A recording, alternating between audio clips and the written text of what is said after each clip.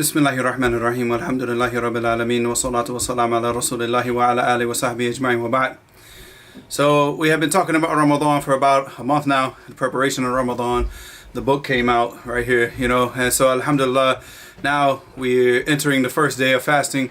Wa lillahi alhamd. Taqabbalallahu minna wa minkum. May Allah subhanahu wa ta'ala make this month a month of forgiveness and a month of righteousness and righteous actions. فإنه هو الموافق لهذا.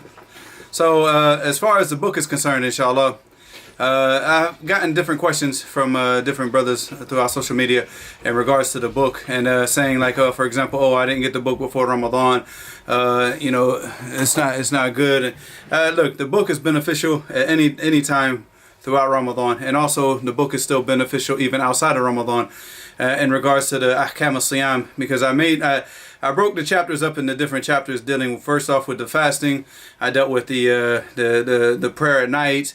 I dealt with the issues concerning the zakat al-fitr, the issues concerning salat al-eid, and just in the last chapter, you could read that chapter anytime throughout the year. The whole chapter about the recitation of the Quran is not specific for Ramadan, although the majority of you see like a lot of the narrations are specific for Ramadan, but they're not specific for Ramadan, because we know that the Salaf, they were constantly reciting the Quran throughout the whole year. It's just in the Ramadan they would do it more, so the book is good for any time of the year.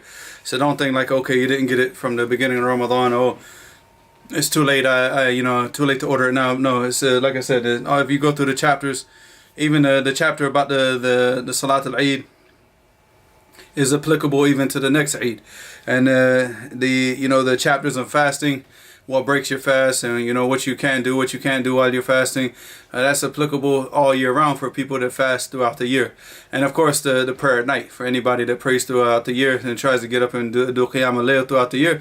All that chapter is applicable at all times. So alhamdulillah. So like don't let the fact that like Ramadan is started, that because like I said, a lot of people have said this, and inshallah, you don't have to worry about it, because like I said, the book inshallah is beneficial throughout the year, inshallah.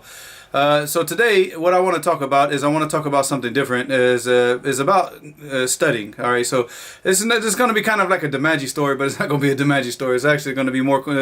It's about a group of people, one group of people that were in Damaj, that really impressed me, the way that they carried themselves and the way that they did their preparedness. Like when they went to Damaj, prepared. They weren't wasting time, and mainly this is because these individuals, they come from a very poor country. It's a very, very poor country. And not very poor. I mean, you have people that have money there, but the vast majority of the people, they're definitely not living like we live in the West, So and you have a lot of poverty there in this country. So I'm not going to tell you yes. So first I want to see if you can guess who these people are, and then inshallah I'll let you know. But so these people, because of them being in their state of poverty, not so much poverty, but it's there's just not a lot of money. So it's not easy for them just to buy a plane ticket and just hop on a plane and go to Yemen, whenever they want to do that. It's very difficult for them. Saving up the money to go to Yemen it takes, it's a process, and it probably takes a little bit of time, unless they just, happen to be blessed with to be from one of those families that has the types of means to support that type of endeavor. But the majority of the people don't. So for them, they know that this opportunity to go to Yemen, to study in Yemen, and to sit down with the ulama of hadith and to study this, what they've been dreaming of doing, they can't waste it, and they can't take it. They have to take it very seriously. So what do they do?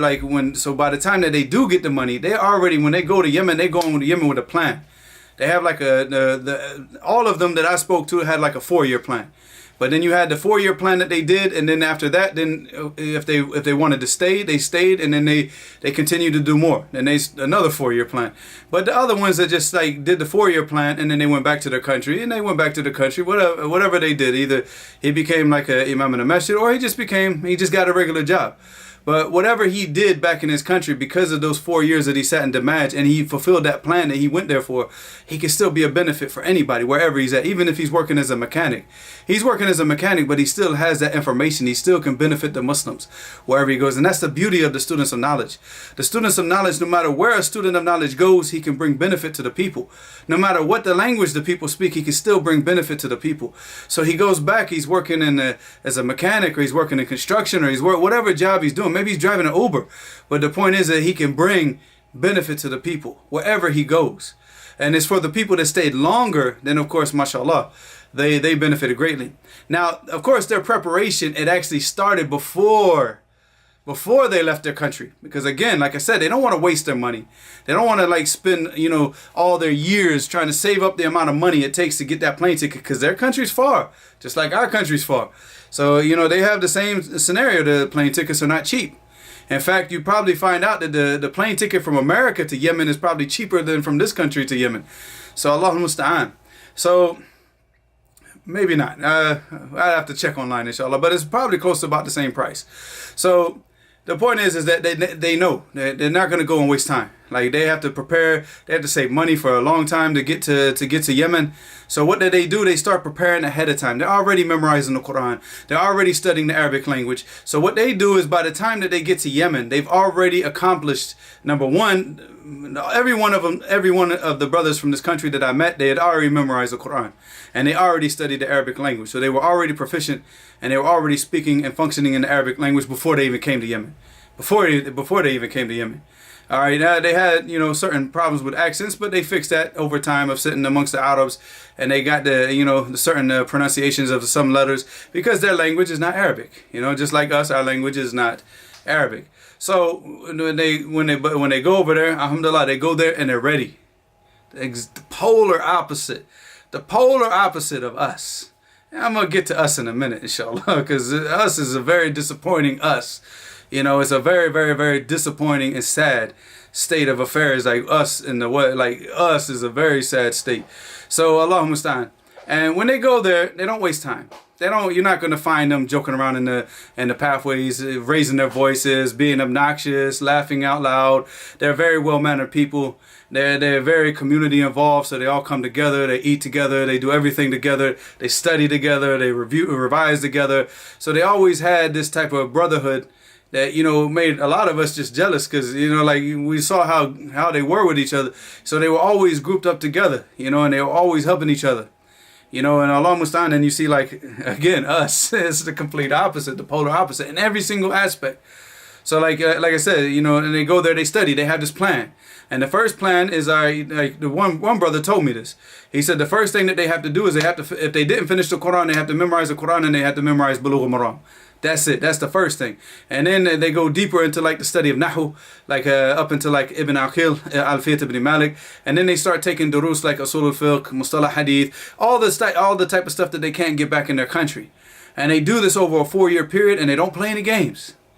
They don't play games. Like I said, you're not going to see them in the restaurants laughing and joking and eating chicken wings and all that. Well, we didn't have chicken wings, but whatever, eating like shakshuka in the restaurant. With a big malawah, it's just, lahm saghar. Well, we didn't even have lahm saghar, so Allah musta'an. This is not mat'am shaybanis. So the Yemeni people, mat'am shaybanis, yeah, you're going to be laughing now.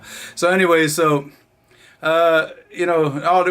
best that we had in the restaurant was actually shakshuka. That's it, so Allah musta'an. Sometimes they cook the beans up with the eggs, and that was the best that you could get at the restaurant, other than lunchtime. You could get chicken if you had the money. But most of the students just didn't have the money for it. So anyway, but them, they ate together, they did everything together, because they're the types of foods that they ate in their country. They didn't sell them there. They didn't serve that. The dawah was just beans and rice.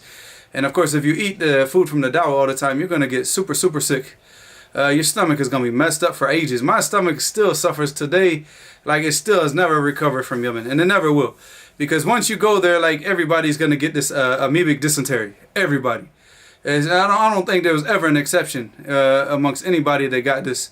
So when you go there and you get the amoebic dysentery, your life changes at that point. Like, this is the first time, like, at this time I was like 22 years old when I got there. And I'm like, hoping for life.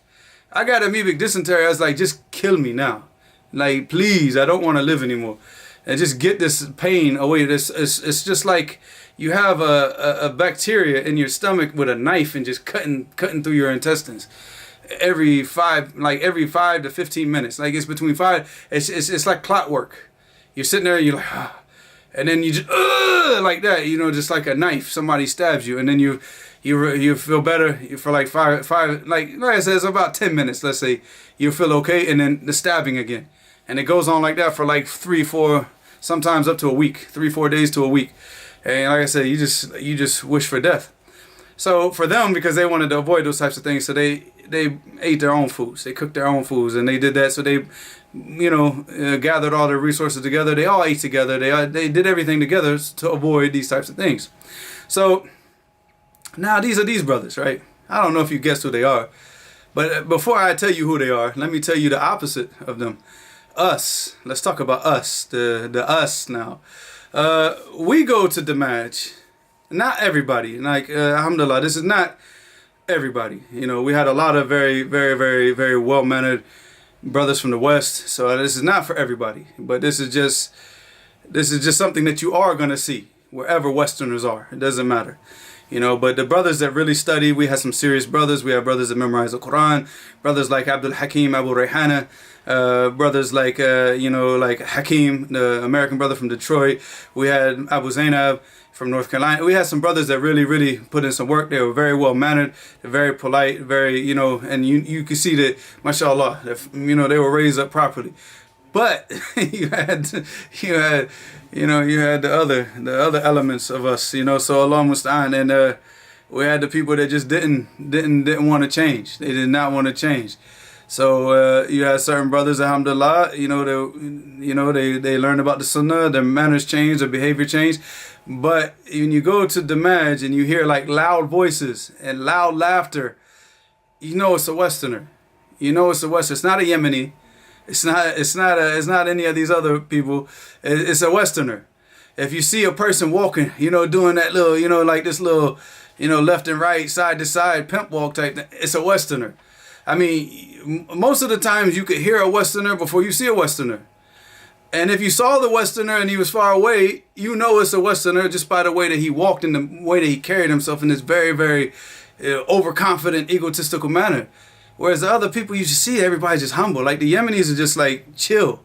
And all the other people, including these people that I'm speaking about, they just chill. They're not trying to show off to the people like that. You know, and then if they were going to show off, they're going to show off with their knowledge, not with their, you know, pimp walk and all this. So Allah musta'an. So, and it's not just the men, it's even the women. If you hear women laughing in the tariq, in the pathway, it's a Western woman. It's a Western woman. The Yemeni women aren't doing that. And all these other women aren't doing that. So the thing is that, you know, when it comes to preparation, when it comes to like going to those countries prepared to study, we're the worst. We're the lowest of the low. We're at the bottom of the bottom. You know, all the Western countries.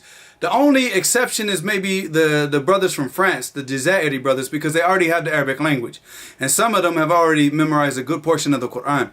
But, you know, if we take like the actual French brothers, the brothers that are like French and the Westerners, the British, the Americans, the Canadians, we're at the bottom of the barrel as far as preparation is concerned. You know, like for us, like leaving out of America, you memorize Juz Amma, Juz Tabarak, mashallah, you're like Sheikh, you know, you're giving the khutbahs. For them, it's like, you know, that's what they did when they were like 5 years old. You understand? So it's a big difference. It's a huge difference. We don't prepare. We go there and start studying when we're there. We're not going there prepared. And we're not, you see, like even amongst like the people that are giving dawah on social media, the majority of people are not you know, motivating the people to go out and seek knowledge and motivating the people to set the goals with knowledge and memorize the Quran and study the Arabic language. And again, wallahi, I cannot stress the importance of these two things more than anything, is that you spend your time with the Quran and the Arabic language. That's all you need in the beginning. Stop thinking about this book, Usul al-Fiqh, Mustalah Hadith. If you cannot understand the Arabic language, then what are you going to do with Mustalah Hadith? What are you going to do with Usul al-Fiqh? You can't even read the major books in Usul al-Fiqh. You can't read the major books like Tadrib al-Rawi, Fath al-Maghith, and all the major books in Mustalah Hadith. You're not going to be able to read them. So you need to focus on the Arabic language, and you need to focus on having that strong relationship with the Book of Allah. Because once you get busy in the other sciences, your time is gonna go. It's gonna go. And you're not, if you haven't really like cemented yourself down with the memorization of the Quran, it's over. You know, you might be able to memorize it later on, you know, but it's not going to be the same as if you focused and tried to get that in the beginning, like these brothers. And like most of the people, they go to, when they're in their countries, that's what they're focusing on. They're studying the Arabic language, they're memorizing the Quran. And then when they go to those countries, they go there with a goal in mind, with a plan. And they're going there and they got that plan written out. So these brothers, they all go there and they have the plan. All right, they have the plan ready. And then they go and they're disciplined enough to like make sure that they achieve that goal. And they do. 4 years, they're done. They've achieved everything that they set out to achieve. Either one, they stay for more time to learn more, or two, they go back to their country. And they've achieved exactly what they went there to get. But us, we go there with nothing. Like, we don't even have in our minds what we're there for. The majority of the people that I know back in the days, they just wanted to get the Arabic language, just like me. I just wanted to get the Arabic language. I didn't really care. I didn't know about all these other sciences because we're not taught this. We're not told this. But I'm telling you now, like, we need to change this. This situation is embarrassing for us as the Westerners. Our manners, I mean, you know, go to read Riyadh al-Salihin and look at like all those chapters up until the Fada'il. That is the behavior of a Muslim. The behavior of a Muslim, it starts from the first chapter in Riyadh al-Salihin of Ikhlas all the way up until the last chapter right before the Fada'il. You know, where it starts when he starts bringing that hadith about the Fada'il of the Quran, and then he goes into the, you know, the Tahara and the Salat and all this. All of those chapters in Riyadh al-Salihin, which is a vast majority of Riyadh al-Salihin, I would say probably half the book, if you check it, is just dedicated to the behavior of a Muslim. So this is what we need to focus on. We need to like better our behavior, better our manners. You know, because wallahi, we're an embarrassment. If you go to the Prophet's masjid and you hear these loud voices and laughing and joking, and it's a Westerner. If you see a person walking like this in the Prophet's masjid, it's a Westerner. In Mecca, in the Haram, if you see this or hear this, it's a Westerner. We're the most arrogant people, but we're the most least beneficial. We have nothing to benefit mankind. When we go overseas, we're like, nobody benefits from us. What are they going to benefit from us? Us telling them about the TV shows that we have in America. Us talking about all the restaurants that we have in America. Talking about all the places you can go shopping. What are they going to benefit from us? They have nothing. I mean, even in dunyawi education, we're like the bottom of the barrel in mathematics and sciences and physics. Now, all the people you see like from India and Pakistan now and Japan and these countries are teaching all these subjects now in the schools because they're the top teachers. Nigerians also some of the top teachers in mathematics. Us, we're nothing. We have nothing to offer the people as a people. All we have is just this false sense of like confidence, this overconfidence, and what TikTok videos. I mean, it's what we have to offer the world. You know, TikTok pranks and stuff like that. So the point is that these people, they know what time it is, and they go there with this goal in mind. They're trying to achieve this goal, and they're not about wasting their time because their money. It costs a lot of money. Now, I'll give you a hint because, you know, this knife, this is from them. So if anybody knows like this type of knife, then you probably know the country that I'm talking about. The country that I'm speaking about is the brothers from Indonesia. Allah yahfadhum.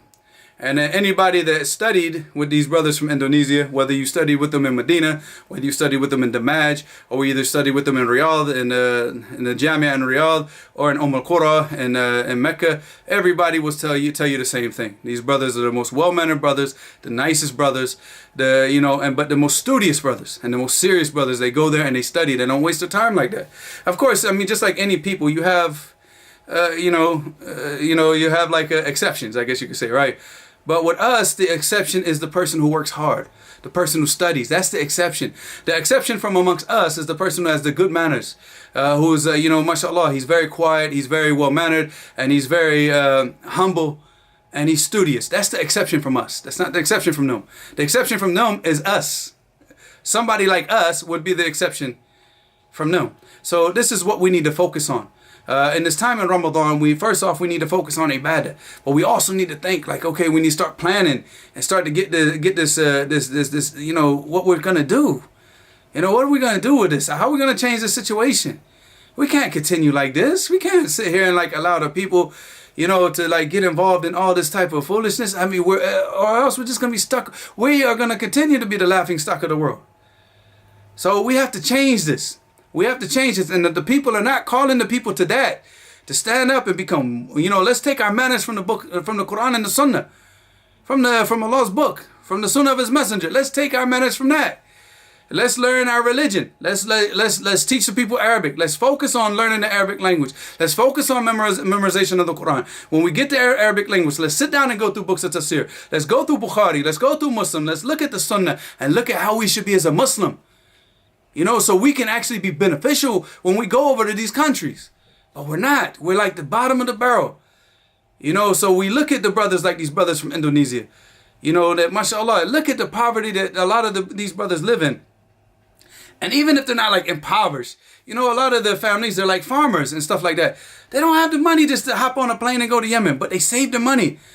But while they're saving the money, they're working hard and they're preparing. They're not going to go there and waste their time. But us, it's like it's going to summer camp. You know, going to the university, going to the Damaj, it was like a summer camp for a lot of people. And they never took it seriously. Take it seriously. We need to change the state of the people. Like this cannot continue. Well, we continue on in this state, we're just to continue to be the laughing stock of the world. I don't even know why people even look up to us. Seriously, what do we have to offer to people other than entertaining videos on YouTube and TikTok and social media? That's it. That's all we have. Jokes and laughs and, you know, entertainment. That's the only thing that Americans and Westerners and like just Westerners have. We need to change that. We need to be a source. Like, we need to like start preparing the people and motivating the people, seek knowledge, improve our manners, become better people, become more humble in our behavior. And we look at the other people and we try to learn from other people. You know, but the main thing that we need to learn from is the Sunnah. We need to go through Riyadh al-Salihin, go through Adab al-Mufrad. There's a book right here. Let me see, is it this book right here, Adab al-Mufrad, written by Imam al-Bukhari.